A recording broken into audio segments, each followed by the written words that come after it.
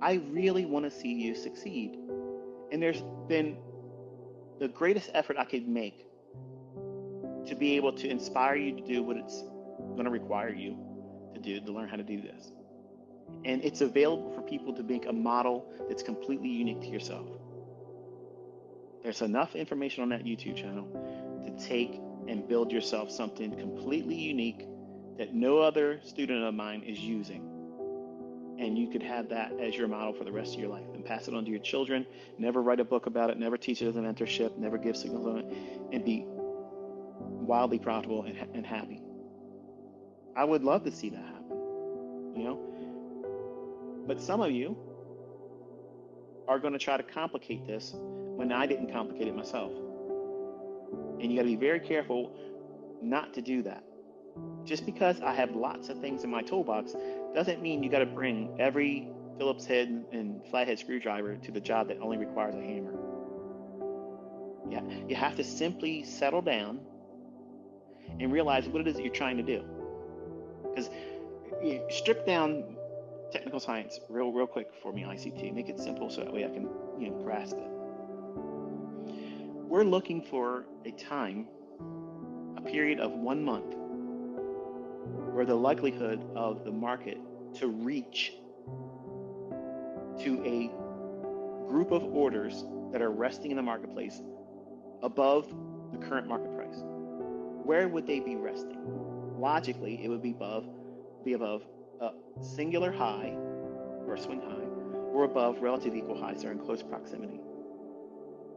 The one that has the relative equal highs, that's going to take precedence over a singular high, because the idea that it inspires resistance.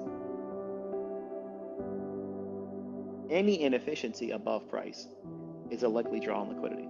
It's further compounded to likely if your weekly analysis is suggesting that it's going to try to gravitate up anyway.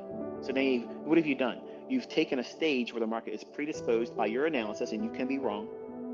How do I remove that? You don't. You're always embracing uncertainty as a trader. You are a manager of uncertainty. That's what trading is. That's it. You have no control of the outcome. You have no control of the absolute amount of drawdown or profit or the success or failure of your next trade. You can't control that outcome. You submit yourself to the likelihood that if it does this, I can profit this much.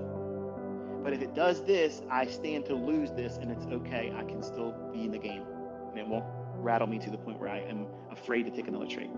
That is a big balancing act. So many of you discount that, thinking it's not going to be significant of a factor for you, when it is. It is the very underlying factor that's keeping you to be successful. And you know it many times, but you keep pushing it aside and ignoring it and saying, no, I just need to find a better entry strategy. I need to know when it's a right shift in market structure. Fella, listen, okay, I see you tweeting to me. You have to spend more time on the higher time frames and understanding how to read the tape. And by doing that and spending more time watching real price action, you won't fall victim to market structure shifts that are either fake or actual. There's no shortcut to it. So it's just a matter of time studying the charts, okay? I see your tweet. I'm not trying to be rude by not responding to you, but I gave you 31 years of my time already. 5 minutes isn't going to change it, because I already said these things in the discussions and the Twitter spaces. Time, experience, that's what you're asking for, and I can't give that to you. I can only lend you mine, and mine is no longer being lent today. Is the day it ends. But many of you are going to discount the very things I've talked more about and say that they're not going to apply to you. And then when you fail, you really know that you failed by not listening to the things I told you to focus primarily on. And you're still going to deny it. And to fight that and combat that, you'll just go and you'll join the small rank of little Dick Daniels out there that say ICT concepts don't work. When you have a whole army of people that are coming forward, proving it to do. And they're excited. They're happy because they found something that makes sense to them. And I'm amazed to see how fast it caught fire. and it's spreading like crazy. And to me, it's a little intimidating to have my name tossed around like it is and saying, hey, look, thanks to this and thanks to that. So I can see very easily how if I was allowed to do this when I was 20, that I could have been a totally different person. And I would never be leaving. I would be trying to pump it up and build it even more. And every affiliate offer, I'd be taking it because it was about ego then. It's not about ego. I told you I was going to teach you. I told you I was going to do my best to make it easy, not where everyone's going to be successful, because that's not practical. But there's a lot of things that you're going to have to grow and go through slowly in that growth. And there's no way to make it easier by trying to speed it up. To try to speed it up makes it actually more complicated and harder for you. So you have to spend time in those. Even when you start making money, when you find consistency, you start finding profitability, that's going to be an adjustment. Like you're going to wake up and you're going to think, I just had a really good week. Man, that felt good. I can't wait until Monday. Why? Why'd you say that? Because you already feel that dopamine wearing off. And you didn't get any more people tapping you on social media saying, you're fucking amazing. Oh, how'd you do that? I want to be like you. Where being content with, I followed my model. It did exactly what I expected it to do. I handled myself appropriately. I was not influenced by greed or fear. I did not feel any anxiety about the trade. I trusted what I had learned in price action. It's going to repeat, and I'm content with waiting for a sound setup the next time it comes, and that's what I'm going to do. I'm going to wait soundly. I'm not going to rush to get to the next setup. That's going to be hard because winning feels real good. Sucks when you lose money. It sucks when you feel like you can't figure it out. It's bad. It's really bad. But when you start finding consistency and profitability, then the real challenge kicks in. That's when you're going to have to really learn who you are. Because everybody starts off as a loser. Everybody does. Everybody starts off as clueless, no way of making money, doing all the wrong things, reckless, over leveraging, blowing your account. Screw it. I can afford to do another reset. It's worth it. Let me try to see if I can get a lottery win. Everybody in the world right now that has funded accounts are doing that same thing right now. And some of them are doing mentorships. So, I mean, to me, you have the greatest lessons in your career as a trader when you start making money. And for the people that never made money, that don't make any sense. That's how you know they don't have any experience.